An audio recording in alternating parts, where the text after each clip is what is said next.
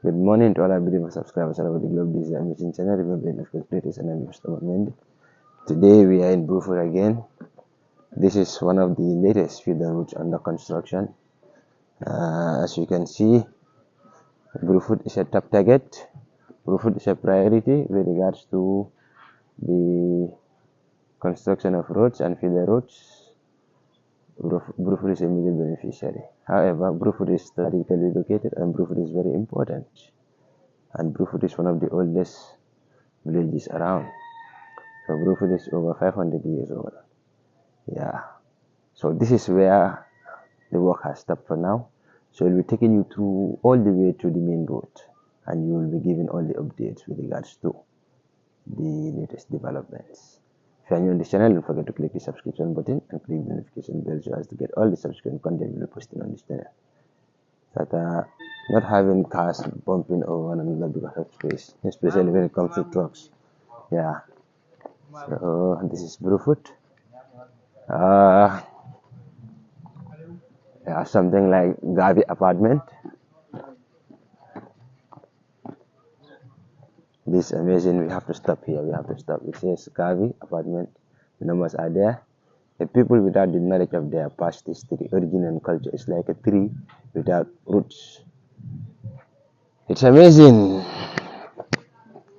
And don't forget that this channel is on history and Pan-Africanism. So we cannot leave these things behind. We can give you a lot, but when it comes to our own history, when it comes to us being Africans, we do not leave that aside. Okay, look at this: Kwame Nkrumah, Winnie Mandela, Patrick Lumumba. Some would say Patrice Lumumba. Unite. We have a history as Africans. You know what Kwame Nkrumah contributed towards what we have today as the Organization of African Unity. The origin, we have the OAU, and now we have the AU. And the struggle he did for the liberation of the whole continent of Africa. See, today is Sunday, they are not working, but they are doing really great here. They are doing great. Yeah. So basically, when you talk about Kwame Nkrumah, he was the first prime minister, or the premier of Ghana, and he also became the first president of Ghana. And he led the struggle for the emancipation of Ghana from the clutches of colonialism. That is to say, in the 1950s, 1958, Ghana regained her independence. And in the Pan-African struggle, we see Kwame Nkrumah as a prophet because he foresaw what we are going through today. He foresaw neo-colonialism coming about. He foresaw that many African leaders, if we do not unite as a people, if we do not have a United States of Africa, if we do not have one army for the whole of Africa, if we do not have one currency for the whole of Africa, these stooges or puppets of the colonial of African countries will dine and wine with the colonial masters in order for them to have access to our resources and then exploit us as much as possible. So he foresaw this and he wanted to prevent this. However, the Monrovia block did not give him the space he needed. So the Monrovia block did not give him all that he needed. And eventually we had a compromise between the Casablanca block and the Monrovia block. So eventually we do not have that unity government for the whole of Africa that would have a standing army, one currency for the whole of Africa, one currency for the whole of Africa, and wherein you have presidents serving as governors, just like the United States sample. So it is sad what we have today. It is very sad. Yeah, and if we had the United States of Africa, we may not have been here today, struggling, being exploited, seen as underdogs, not dining and whining on the same dining table with the United States, with China. To some extent, Russia is better. Yeah, but they do not see us as equals, and we do not show them that we are equals. So that is the problem. So when you talk about Winnie Mandela, Winnie Mandela was the ex-wife of the great Pan-Africanist leader, Nelson Mandela. Winnie Mandela is a hero. She is a hero. And African women have to look up to her. She did great. And you know what? Winnie struggled tooth and nail to make sure that Nelson Mandela was free. But when Nelson came out of prison, leadership and power is something else. This so-called bureaucracy or the aristocracy class or the economic class just surrounded him, and others were pushed aside. To some extent, they had to divorce. They have to get a divorce. The whole story is something else. We don't want to delve into most of it or much of it. See, here we are. This site still being worked on.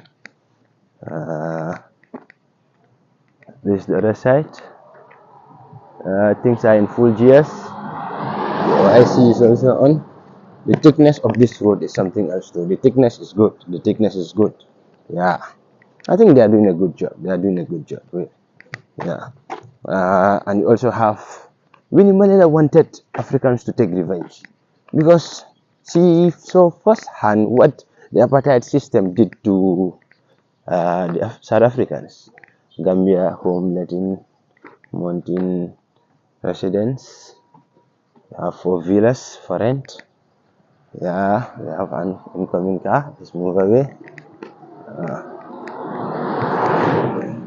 The OIC is still in full gears, and these places are more or less available to our guests as the VVIP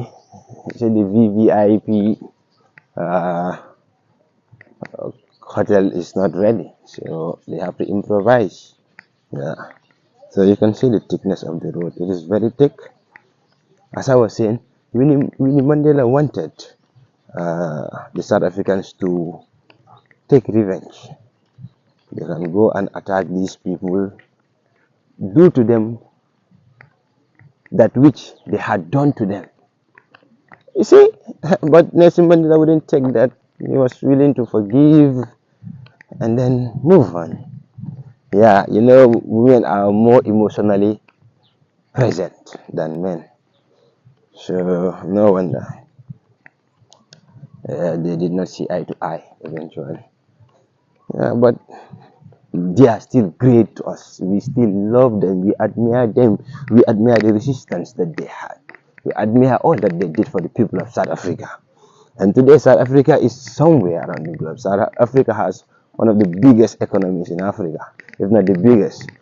In Nigeria, the big brother of Africa is always there, but Nigeria is a country that is just mismanaged by the leaders. Nigeria should be a superpower, but Nigeria, corruption, embezzlement, and the mismanagement of the state resources by the people and their Western allies is causing that country to be in a jeopardy, and the trend goes on. So this is where they are based. This is where they are based, as you can see. That's where they are based. So, doing a really good job here. Beautiful houses in Bruford. Bruford is amazing. This place is amazing and it's unique. If you go back to history, let's just delve into the history of Bruford to some extent. If you go back to the history of Bruford, you realize that Bruford is owned by the people of Busumbala. Yeah, historically, because let's get this. This is Pamford Al Associates. They are doing a great job. Yeah, this place is improving a lot. Assalamu alaikum. Kirifaji. Lain bakula. The left German. Saludo. See, they are doing great. And this part, I don't know. It would have been best to be here on a Monday or Tuesday or a day in which they were working maybe meet one or two of them and have an interview. This part is reserved. I don't know why. I don't know. But maybe you can have another lane. But the truth is, I don't know. Yeah. So vehicles are allowed to use this part as it is already done and dusted with. This is the size of the road. I'll give you the other part too. Now, as I was saying, Busumbala is one of the oldest villages or settlements in the whole of the Gambia or in the Combos, you see. So, Sanyang is believed to be the oldest.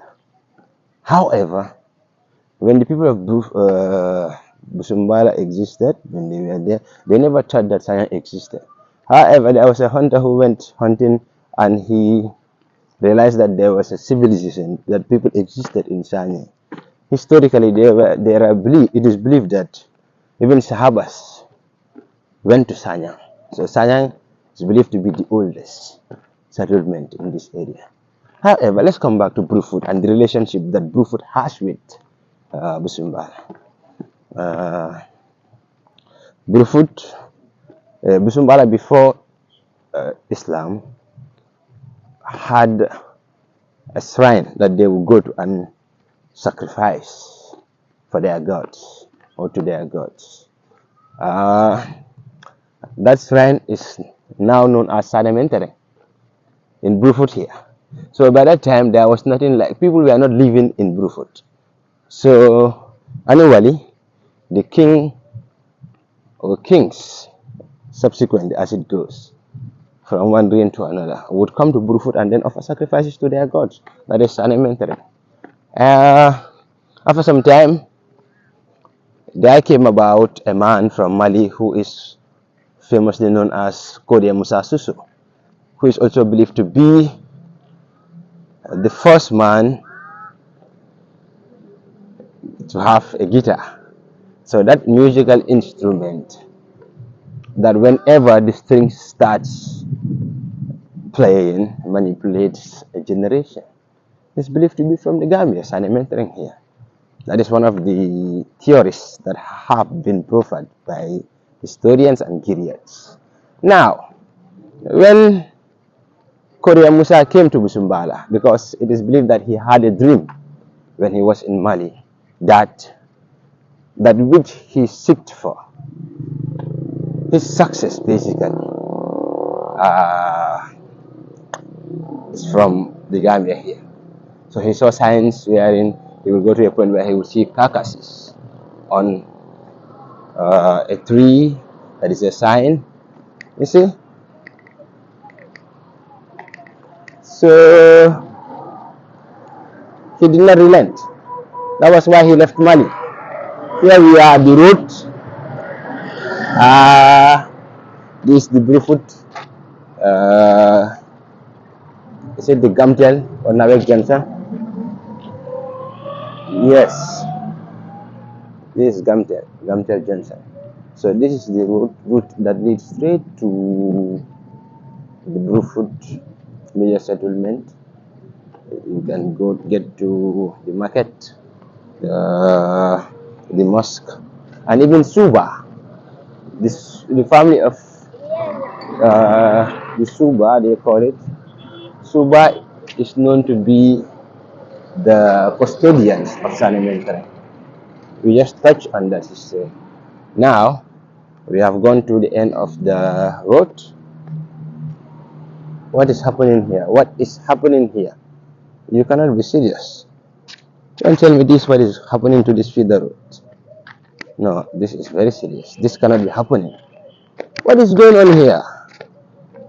Okay, I will end this video today here right now, and most probably I will take another tour of this road to see what is going on here, because we cannot have this. This road is too young for this to be happening. Look at this. Look at this. This is serious. Anyway, please note that this is not the road that I just took a tour of. I have already completed the tour, but maybe next time I will take a tour of this road. Yeah. So I'm your host Aman. If you are new to this channel, don't forget to click the subscribe button and click the notification bell so as to get all the subsequent content on this channel. But anyway, don't forget we are working on uh, a nationwide tour. In this nationwide tour, we will be interviewing prominent Gambians. We also intend to interview Gileads. And the other thing is, we will go and visit some historical sites to rejuvenate our history, to give you the true version of our histories. So we are working on it, and it has already started. Region 1 has been done and tested. Now we intend to go to Region 3.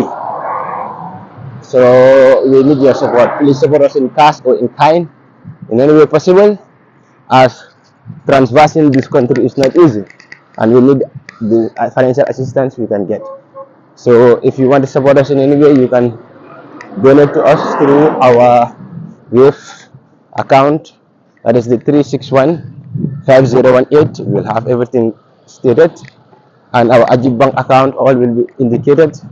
Please support us to make it a success. Thank you.